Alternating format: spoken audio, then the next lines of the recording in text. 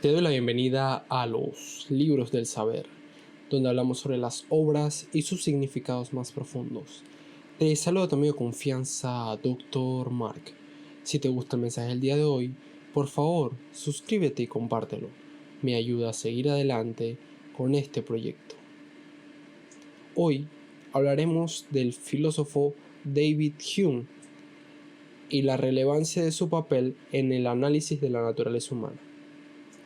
David Hume, nacido en 1711 en Edimburgo, fue un filósofo, historiador y ensayista que se destacó por su enfoque en el empirismo y el escepticismo. Su obra maestra, Tratado de la Naturaleza Humana, publicada en 1739, exploró de manera profunda y provocativa la naturaleza de la experiencia humana, la causalidad, el conocimiento y la moralidad. Hume cuestionó la noción tradicional de causa y efecto, sosteniendo que nuestras mentes tienden a asociar eventos cercanos en el tiempo, pero que no hay una conexión necesaria entre ellos. Pensemos en un ejemplo de la vida cotidiana.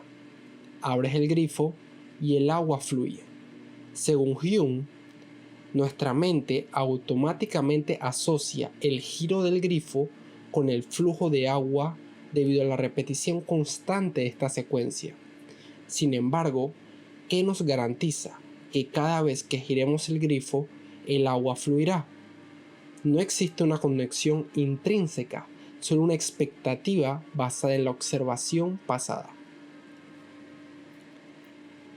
Lo que lleva a uno de los grandes planteamientos de David Hume, el problema de la inducción. El problema de la inducción es una de las contribuciones más influyentes de este filósofo al campo de la epistemología, que se ocupa del conocimiento y sus fundamentos. Hume puso en tela de juicio nuestra creencia en la causalidad y la inferencia inductiva, que son dos elementos esenciales en la forma en que construimos nuestro entendimiento del mundo. En términos simples, la inducción se refiere a la inferencia de una afirmación general a partir de observaciones particulares. Por ejemplo, cuando vemos que el sol ha salido todos los días en el pasado, inducimos que el sol seguirá saliendo en el futuro. Sin embargo, Hume plantea un desafío crucial. ¿Podemos justificar de manera razonable esta inferencia inductiva? Hume argumenta que no hay una base lógica sólida para justificar la inferencia inductiva. En su obra, Investigación sobre el entendimiento humano, presenta su famosa analogía del pavo. Imagina un pavo que ha sido alimentado todos los días de su vida. Cada día que pasa, refuerza su expectativa de que será alimentado nuevamente al día siguiente. Sin embargo, justo antes del Día de Acción de Gracias, el pavo se enfrenta a una conclusión sorprendente y fatal. Todas las expectativas anteriores fueron incorrectas. Esta analogía ilustra el problema. La inducción se basa en la suposición de que el futuro será como el pasado, pero esta suposición no está fundamentada de manera sólida. Nuestro razonamiento inductivo depende de la suposición de que las leyes de la naturaleza son uniformes y constantes, pero en última instancia no hay manera de demostrarlo de manera definitiva. El filósofo sostiene que cualquier intento de justificar racionalmente la inducción cae en una especie de círculo vicioso. Si intentamos justificar la inducción utilizando la inducción misma, estaríamos asumiendo precisamente lo que estamos tratando de demostrar. Por lo tanto, no hay una base sólida para establecer que la inducción es confiable.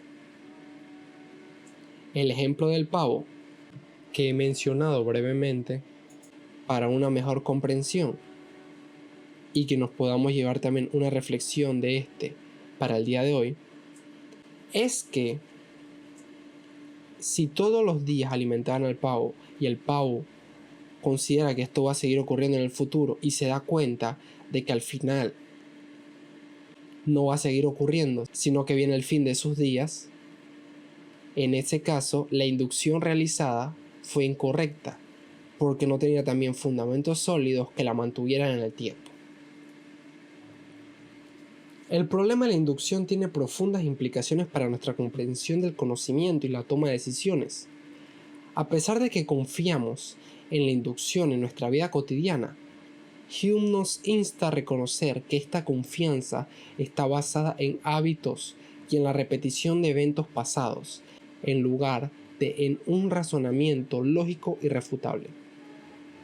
Esta reflexión nos lleva a ser más humildes en nuestra certeza sobre el futuro y a ser conscientes de las limitaciones de nuestro conocimiento.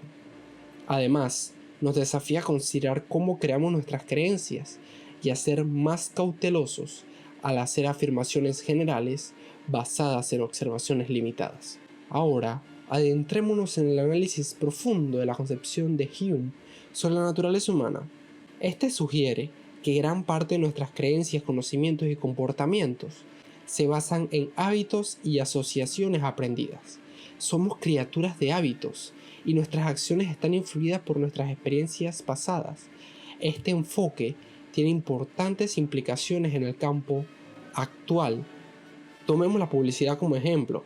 Las empresas emplean estrategias para asociar sus productos con emociones positivas, explotando la tendencia humana a conectar ideas cercanas en el tiempo.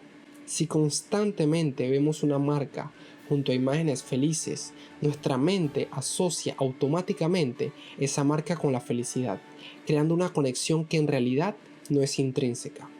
Las redes sociales son otro terreno fértil para la aplicación de la concepción de Hume. La exposición repetida a opiniones y contenidos similares refuerza nuestras creencias existentes y puede llevar a la polarización. Si solo vemos información que confirma nuestras opiniones, nuestra mente asocia esas opiniones con la verdad, aunque esta verdad sea subjetiva y esté basada en la repetición y no en pruebas sólidas, ya que son producto de algoritmos. Otro tema apasionante del filósofo es el problema de la identidad personal. Hume argumenta que no hay un yo permanente que persista a lo largo del tiempo. En lugar de una entidad continua, somos una colección de experiencias cambiantes. Piensa en ello como un río que constantemente fluye, donde cada experiencia es como una ola que se desvanece en el pasado. Este concepto se puede aplicar a cómo cambian nuestros gustos y preferencias a lo largo de la vida. Imagina que en tu adolescencia disfrutabas mucho de la música pop, pero en la adultez desarrollaste un amor por el jazz. Según Hume, no hay un tú constante que haya hecho esa transición. En cambio, es el resultado de múltiples experiencias y factores que influyen en tu cambio de gusto. La idea de que no exista un yo permanente puede parecer desconcertante, pero tiene implicaciones interesantes en nuestra comprensión de la identidad y la autenticidad. Hume nos desafía a considerar que nuestra identidad no es fija, sino que está en constante evolución a medida que acumulamos nuevas experiencias y perspectivas. Pensemos en cómo enfrentamos los cambios en nuestra vida, como mudarnos a un lugar nuevo o cambiar de trabajo. La concepción de Hume sugiere que somos inherentemente adaptables, porque no estamos atados a una identidad rígida. Podemos abrazar los cambios y las nuevas circunstancias al reconocer que nuestra identidad es fluida y moldeada por nuestras experiencias en constante cambio. La noción de que nuestras identidades están construidas por nuestras experiencias puede fomentar la empatía y la comprensión hacia los demás, al reconocer que cada individuo es una colección única de experiencias. Podemos ser más tolerantes y comprensivos con las perspectivas y decisiones de los demás, ya que reconocemos que sus identidades también están en constante flujo. En conclusión, David Hume nos desafía a cuestionar la base de nuestros conocimientos y creencias. Nos invita a desafiar nuestra concepción convencional de la identidad y la persistencia del yo. Su análisis de la naturaleza humana nos muestra que somos propensos a crear asociaciones y hábitos a partir de la repetición, en lugar de depender de conexiones necesarias. Este enfoque nos obliga a ser críticos con nuestras propias percepciones. Su filosofía nos desafía a reconocer la fluidez de nuestras mentes y la forma en que construimos significados a través de las asociaciones y experiencias cambiantes. Esto nos anima a ser más abiertos al cambio, más empáticos hacia los demás y más críticos con nuestras propias percepciones. Gracias por haberme escuchado. Si te gustó el video, por favor suscríbete y compártelo para que otros conozcan un poco más de filosofía y literatura. Te espero la próxima.